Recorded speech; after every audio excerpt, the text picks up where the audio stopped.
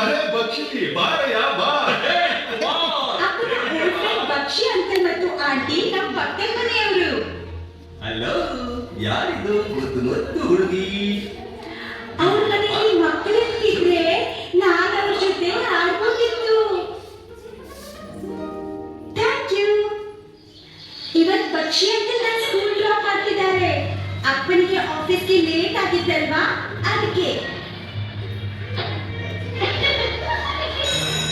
Uncle ಬಹಳ ಒಳ್ಳೆಯವರು. Aunty ಬಿಸಿ ಇರ್ತಾರೆ. ಅಂಕಲ್ ಮನೆಯಲ್ಲೇ ಕೆಲಸ ಮಾಡೋದು.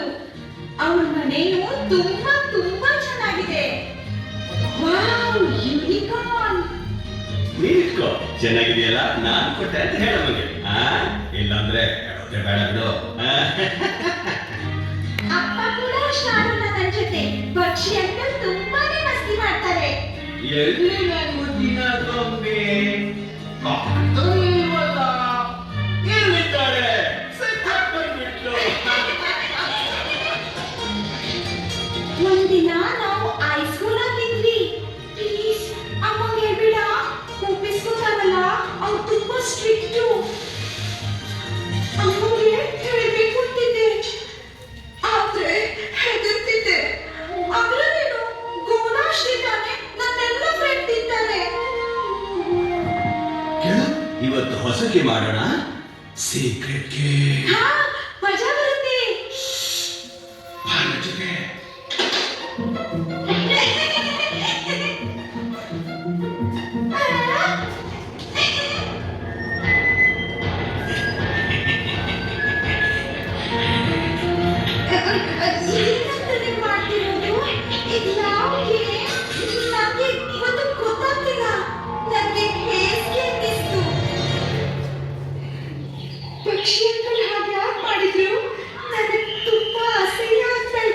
ಧೃತಿ, ಕೋಮಲ್,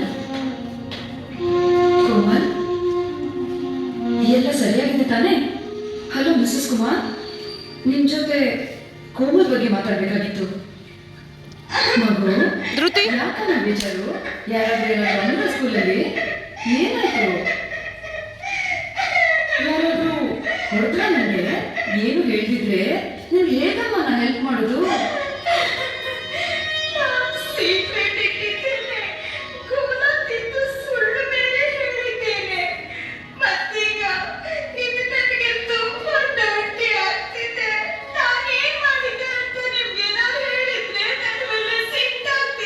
ಪ್ರಾಮಿಸ್ ಮಾಡ್ತೀನಿ, ನಾನು ಕೋಪ ಮಾಡಲ್ಲ.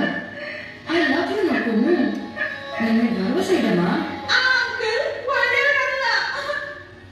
ಯಾವ ಅಂಕಲ್? ಒಂದ್ ನಿಮಿಷ, ಎಲ್ರಿಗೂ ಗೊತ್ತಾಗ್ಬಿಡುತ್ತೆ. ನಾವು ಇನ್ನೇನ್ ಮಾಡೋಕ್ ಸಾಧ್ಯ?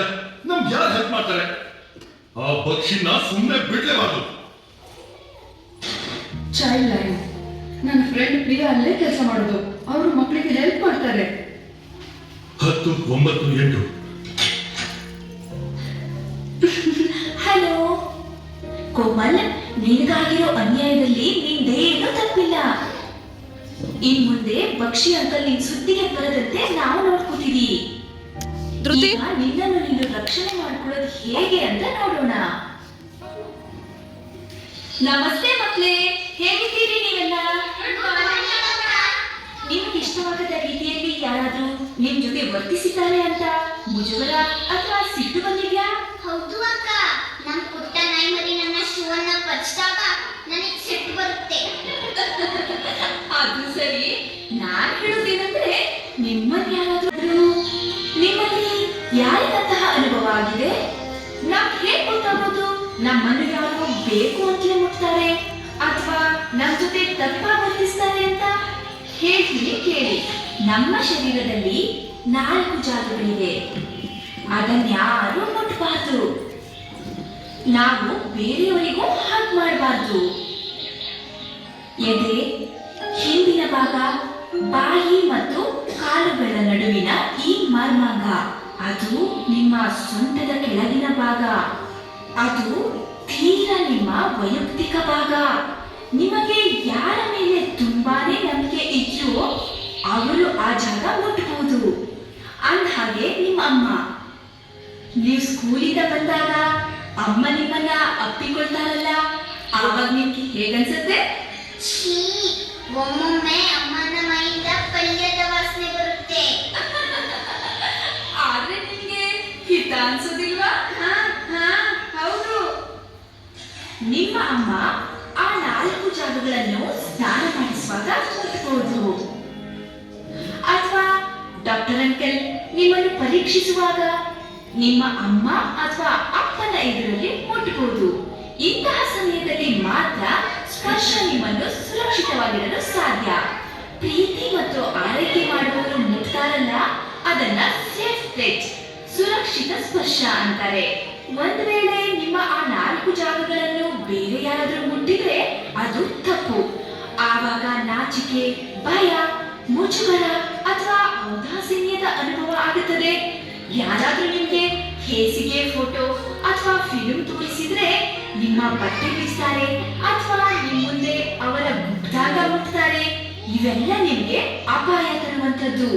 ಇದಕ್ಕಂತಾರೆ ಅನ್ಸೇಫ್ ಟಚ್, ಅಸುರಕ್ಷಿತ ಸ್ಪರ್ಶ. ಕೆಲವರು ನಿಮ್ಗದು ಒಳ್ಳೇದಲ್ಲ, ನಿಮ್ಗೆ ಆಗೋದಿಲ್ಲ ಅಂತ ಗೊತ್ತಿದ್ದು ಮಾಡ್ತಾರೆ. ಯಾರಾದ್ರೂ ಈ 4 ಜಾಗಗಳನ್ನ ಮುಟ್ಟಿದ್ರೆ ನೀವೇನ್ ಮಾಡ್ತೀರಿ? ಹಾಗಾದ್ರೆ ನೀವೇನ್ ಮಾಡ್ತೀರಾ? ಯಾರಾದ್ರೂ ನಿಮ್ಮ ಈ 4 ಜಾಗಗಳನ್ನ ಮುಟ್ಟಿದ್ರೆ ನೀವು ಜೋರಾಗಿ ಕಿರಿಚಬೇಕು, ಇಲ್ಲ ಇಲ್ಲ, ಅಲ್ಲಿಂದ ಓಡಿ ಹೋಗಿ ನೀವು ಯಾರನ್ನ ನಂಬ್ತೀರೋ ಅವರಿಗೆ ತಿಳಿಸ್ಬಿಡಿ. ಅವ್ರು ಯಾರು? ನೀನೇ ಹೇಳು, ನೀನ್ ಯಾರನ್ನ ನಂಬ್ತಿ? ನನ್ನ ನಾಯಿ ಮರಿನ. ಹಾ, ನಿನ್ ನಾಯಿ ಮರಿಗೆ ಹೇಳು. ಆದ್ರೆ ಅದು ನಿನ್ನನ್ನು ಅರ್ಥ ಮಾಡಿಕೊಳ್ಳುತ್ತಾ? ಅದು ನಿನ್ಗೆ ಸಹಾಯ ಮಾಡುತ್ತಾ? ನಂಗೆ ನನ್ನ ಅಮ್ಮ ಮತ್ತು ಟೀಚರ್ ಮೇಲೆ ಭರವಸೆ ಇದೆ. ನಿಮ್ಮ ಮುಟ್ಟಬಾರದ ಜಾಗವನ್ನು ಮುಟ್ಟಿದ ತಕ್ಷಣ ಇಲ್ಲ, ಆಗೋಲ್ಲ ಅಂತ ಪ್ರತಿಭಟಿಸಿ.